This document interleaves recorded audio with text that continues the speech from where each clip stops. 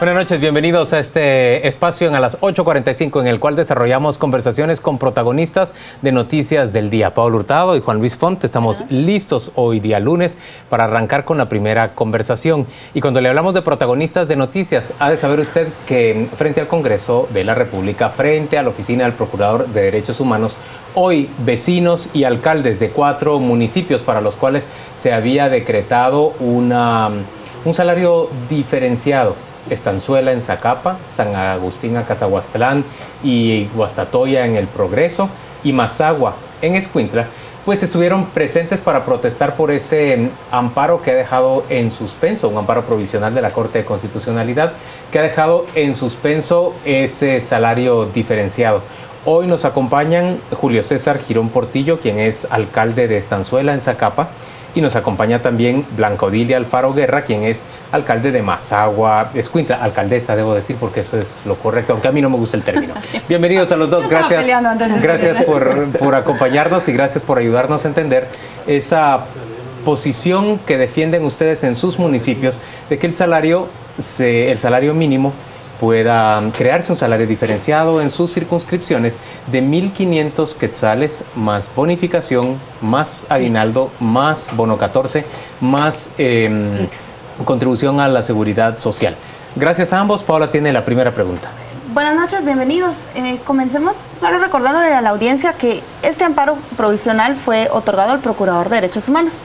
Fue ahí precisamente ante su oficina donde ustedes hacen esta manifestación pública de apoyo a sus municipios. ¿Por qué ustedes no están de acuerdo con los argumentos del Procurador? Comencemos con usted, alcaldesa. Muchas gracias, buenas noches y gracias por la oportunidad de poder sensibilizar en el tema. Pues no estamos de acuerdo porque está basado en el principio de igualdad.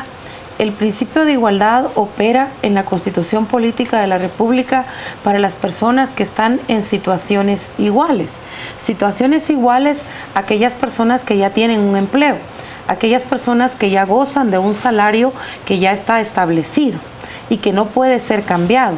Entonces estamos nosotros buscando el salario diferenciado para las personas que no poseen ese empleo. Estamos hablando de los desiguales, no de los iguales. ¿Es justo que una persona gane menos por el mismo trabajo por el que otra persona es remunerada mejor? Muy interesante su pregunta. Ahí es donde debemos de ver el estudio del acuerdo gubernativo. El acuerdo gubernativo dice que las actividades que ya están no pueden cambiarse en el tema del salario. Lo que está establecido es para manufactura ligera que no exista en nuestros municipios y es una base de 1.500 más productividad. Quiere decir que desde el momentito que yo tomo el empleo, desde ese momentito ya tengo 1.500 quetzales. En la semana yo hice tantas prendas, ensamblé, por ejemplo, tantos celulares, pude de alguna manera hacer tantas bandejas de camarón o tantas bandejas de atún como ya sucede. Entonces yo ya tengo otra base de salario que me pueden dar por semana, que me pueden dar por mes, llegar a 3.000, llegar a 4.000, llegar a 5.000 quetzales, dependiendo de la producción que se pueda obtener. Odilia, pero la actual camaronera y la actual empacadora de atún que ya funcionan en su municipio, en Mazagua, ¿podrían considerar un trato injusto el hecho de que ellos estén obligados a pagar el salario mínimo completo y un nuevo inversionista pueda llegar a pagar un salario mínimo reducido? Es que fíjese que de alguna manera ellos ya lo hacen. Son empresas que están produciendo de tal manera que ellos tienen un techo para cada bandeja o cada caja que se produzca por bandeja, y ninguna de nuestras mujeres deja de ganar como mínimo 600 o 700 quetzales por semana. Nuestro municipio, que es el vecino al puerto donde se produce el camarón, nosotros mandamos 60 mujeres desde las 4 de la mañana todos los días y regresan a las 5 de la tarde, y cada mujer obtiene de 600 a 700 cada semana en este tema. De alguna manera están felices. Hay un trabajo informal que se ha dado de personas que producen pollos y que les pasan dejando 20, 30 pollos a cada una de nuestras mujeres y les pagan entre 50 y centavos por desmenuzar el pollo, limpiarlo y poder desplumarlo y limpiar el pollo. Y las señoras están felices porque algo tienen en su casa, porque lo único que tenemos nosotros ahorita es el tema de que la gente jala leña y le pagan 20 quetzales por el tercio de leña. Le pagan por ir a cortar la caña los subcontratistas o limpiar el pelillo 50 quetzales cuando hay. Por día, porque esta es una labor muy temporal. Después nuestros ríos ya no tienen pescaditos, ya no hay iguanitas ahí para comer, los pajaritos ya se extinguieron. Entonces la situación que estamos viviendo en nuestros municipios es una situación muy dolorosa, y si hay alguna otra alternativa, pues excelente, pero en este momento no es lo que tenemos. Yo quisiera escuchar la realidad del municipio de Estanzuela, don Julio César. 1.500 quetzales. ¿En qué pueden ayudar o cambiar la situación económica de su localidad? En mucho. De alguna manera el concepto está basado, como ya lo explicaba mi compañera, está basado en el simple hecho de que es sobre el grupo que actualmente no tiene ninguna base de.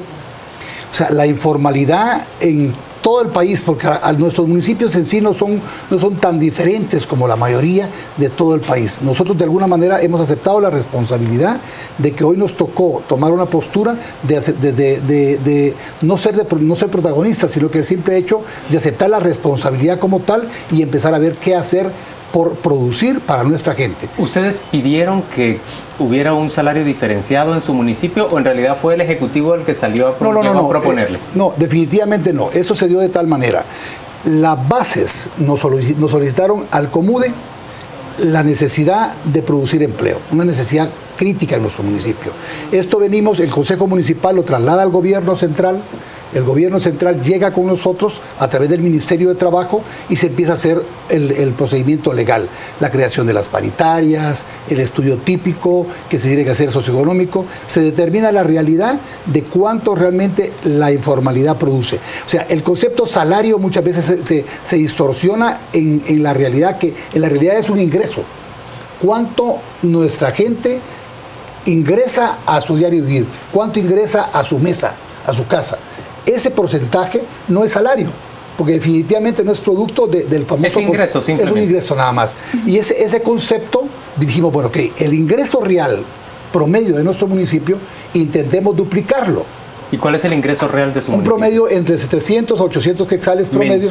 Mensuales, promedio, en el año. Promedio. Enrique Maldonado, por ejemplo, vía Twitter está diciendo, esos 1.500 quetzales que ustedes quieren aceptar como salario mínimo diferenciado no cubren sino la tercera parte de la canasta básica vital. Pero ese salario del que usted habla, o ese ingreso del que usted habla, cubre mucho menos. Mucho menos, y eso es una verdad. O sea, mire, a mí yo creo que la base aquí de este tema no es la retórica de las teorías y de las igualdades.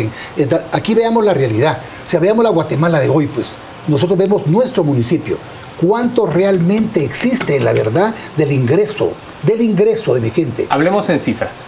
¿Cuántos habitantes tiene Estanzuela? ¿Cuántos de ellos tienen empleo? ¿Para cuántos hay que conseguir uno? Ok.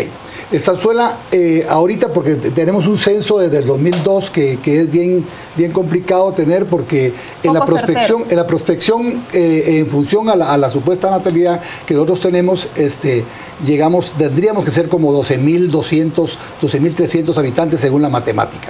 En la realidad, y estamos seguros que somos más de 15.000, debido a que en nuestro municipio hay mucho crecimiento por migración y no tenemos la... Gente migra hacia Estanzuela. Así es, y se queda. Si no hay trabajo ahí. Sí, hay trabajo en Estanzuela solo 3 meses en el año. Ese es el problema más serio que tiene el municipio. Tenemos una economía de bonanza, únicamente 3 meses, absorbe... hay mucha gente que migra para el municipio, se queda en el municipio. Para cortar los melones. Para cortar los melones. A los 3 meses se cae la economía en cascada y se nos complicó todo. No tienen con qué vivir.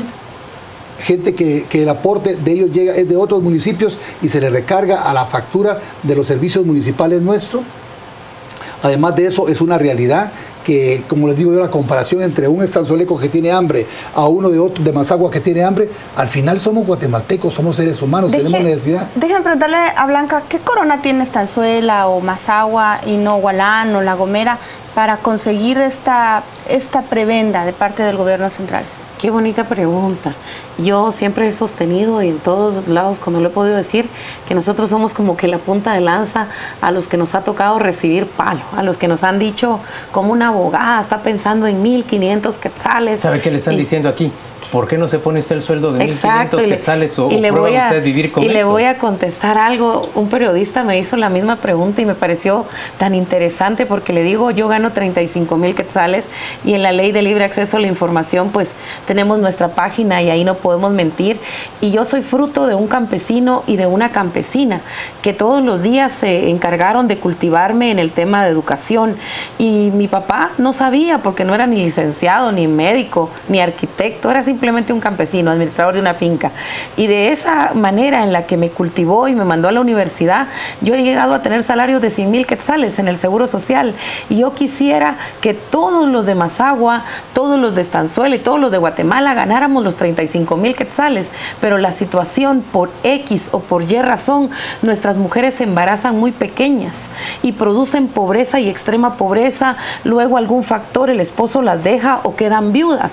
Y eso va generando más extrema pobreza y la gente llega al extremo que no tiene trabajo pero tiene boquitas que mantener y nuestras municipalidades pasan todos los días gente que no llega a pedir porque no tenga necesidad sino porque tiene necesidad. Pero ¿por qué nos eligieron a ustedes específicamente? ¿Por qué nos eligieron a nosotros? Porque somos la punta no nos eligieron, nosotros estuvimos una y otra vez suplicando qué podíamos hacer para que nos ayudaran a que el sistema maquilero se regara por todo el país y hoy somos solo 4. Esto va a ser un tema de 338 municipios. Hoy miramos un reportaje muy interesante. Entonces a que sea maquila lo que llegue a sus municipios y que eso emplee a más personas. El concepto es, el acuerdo está dado para manufactura rápida de exportación y que sea nuevo empleo. Bien claro, y como consecuencia tiene que garantizar el Seguro Social, tiene que garantizar IRTRA, tiene que garantizar la capacidad de tener opción a tener un crédito, tiene que garantizar todas las prestaciones de ley,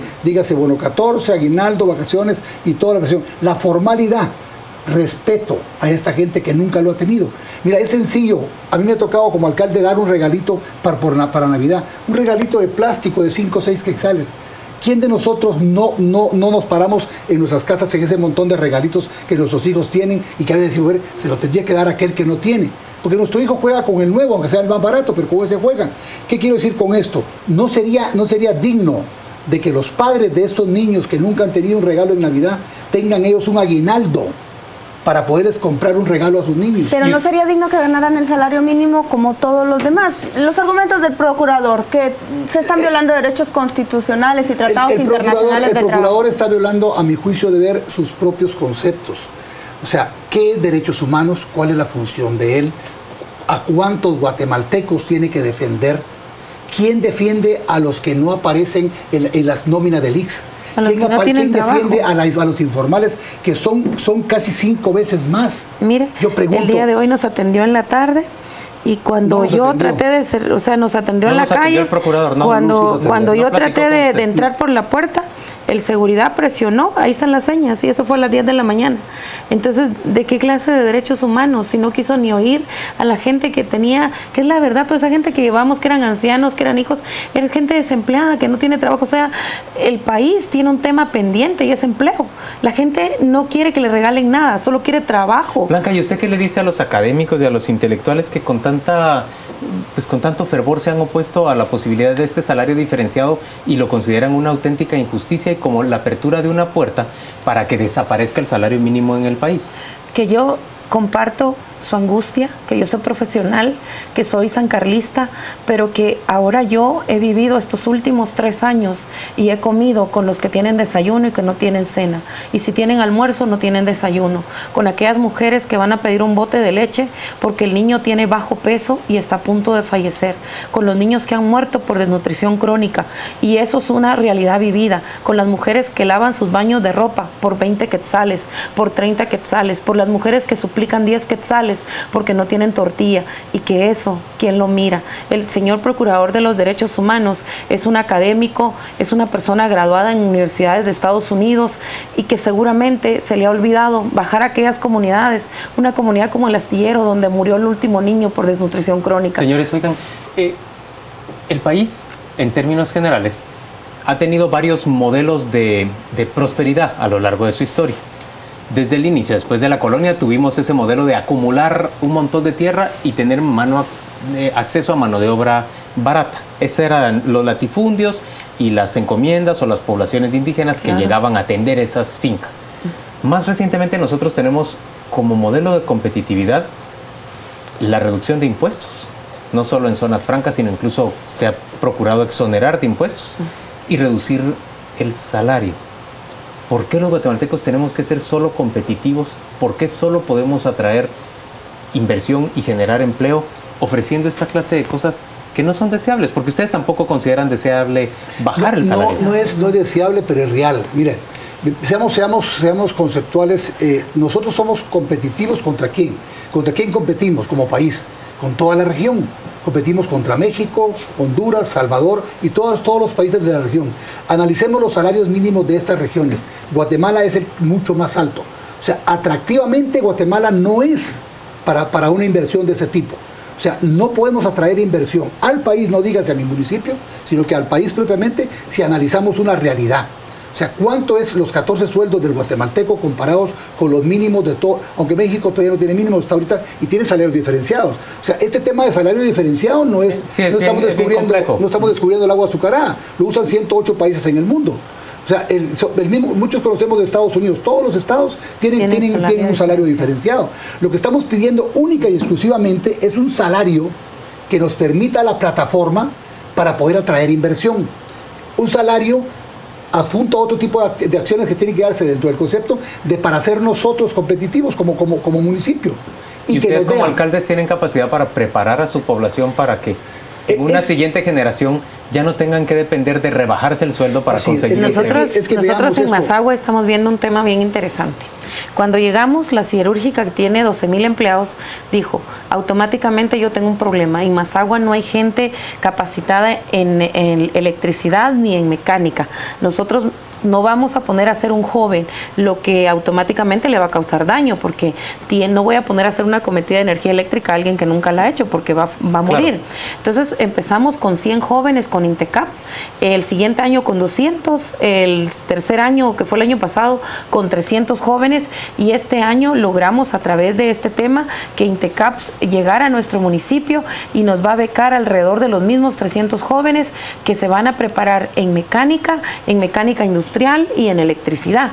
Nosotros ahora tenemos en 3 años alrededor de 8,000, 9,000 jóvenes que se graduaron de bachilleres, de maestros, de peritos contadores, de secretarias.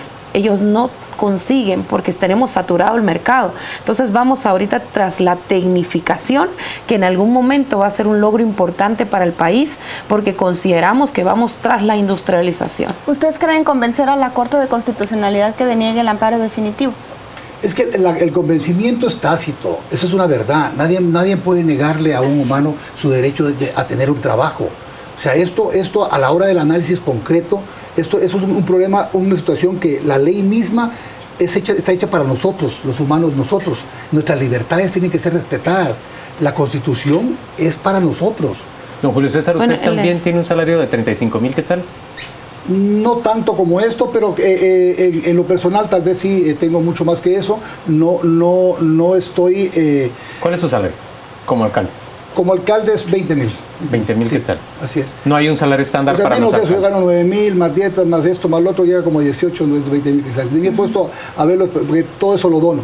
Señores, nosotros después de conversar con nuestros invitados, le damos la palabra a Juan Carlos Sandoval. Juan Carlos Sandoval revisa qué han dicho en las redes sociales, en Facebook y en Twitter, de la conversación que hemos sostenido.